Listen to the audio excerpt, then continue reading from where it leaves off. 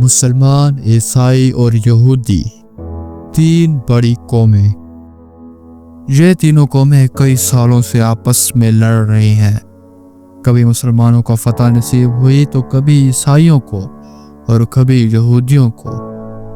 یہ تینوں بڑی قومیں صرف ایک ہی جگہ کو پانے کے لیے ایک دوسرے کی جانی دشمن بنی ہیں، اور وہ ہے فلسطین، جسے یروشلم کہتے ہیں، جہاں پر مسلمانوں کی مسجد الاقصی اور بیت المقدس ہے، جو کہ مسلمانوں کے لیے بہت اہمیت کا حامل ہے۔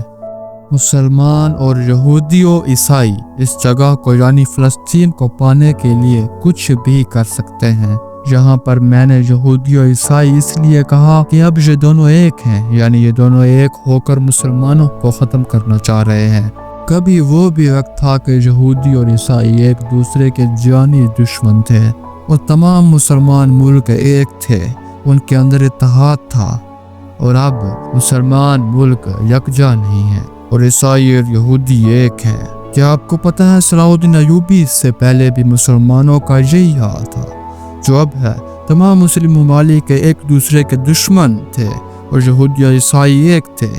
پھر وہاں کے علماء کرام نے دوبارہ سے اسلام کی تبلیغ شروع کر دی، لوگوں کو شعور دینے کی کوشش کرنے لگے۔ 80 سال کے انت تک محنت کرنے کے بعد، اسلام کی تبلیغ کرنے کے بعد، آخر کار ایک صلاح الدین ایوبی پیدا ہوا جس نے بیت المقدس کو فتح کیا۔ آپ سوچ رہے ہوں گے کہ یہ کہے گا کہ اب بھی وہ وقت ہے کہ ایک صلاح الدین ایوبی آنے والا ہے، تو آپ غلط ہیں۔ ایک یہودی نے صلاح الدین ایوبی کو کہا تھا کہ اگلی بار ہم کسی مسلمان عورت کو اس قابل ہی نہیں چھوڑیں گے کہ وہ ایک اور صلاح الدین ایوبی پیدا کر سکے۔ پہلے ہمیں اپنا معاشرہ ٹھیک کرنا چاہیے جو کہ یہودی نظام میں گھر چکا ہے۔ آج یہودی اور عیسائی عروج پر ہیں اور مسلمان دو وقت کی روٹی کو ترس رہے ہیں۔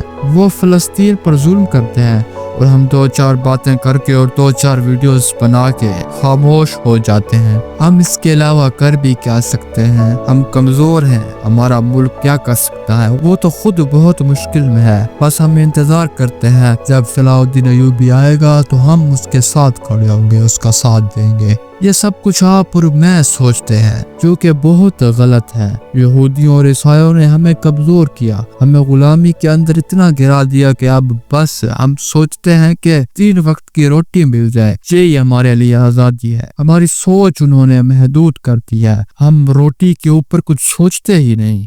دیکھیں، میں یہ نہیں کہہ رہا کہ بس تلوار یا بندوقیں اٹھاؤ اور چل پڑو جہاد پر، لیکن یہاں یہ ضرور کہوں گا اپنے بچوں کی اچھی تربیت کیجیے، اپنی بیٹیوں کو پڑھائیے، انہیں دنیاوی تعلیم کے ساتھ ساتھ دینی تعلیم بھی دیجیے۔ اپنے بچوں کو ڈرپوک نہ بنائیے، انہیں بہادری سکھائیے، انہیں غلامی نہ سکھائیے، انہیں ہماری تاریخ پڑھائیے، انہیں بتائیے کہ ہم کیا تھے اور اب ہم کیا ہیں۔ اگر ہم بس اتنا ہی کریں گے تو انشاءاللہ بہت جلد ایک اور صلاح الدین اٹھ کر آئے گا اس دنیا کے سامنے، جو مسلمانوں کو دوبارہ سے عروج دے گا۔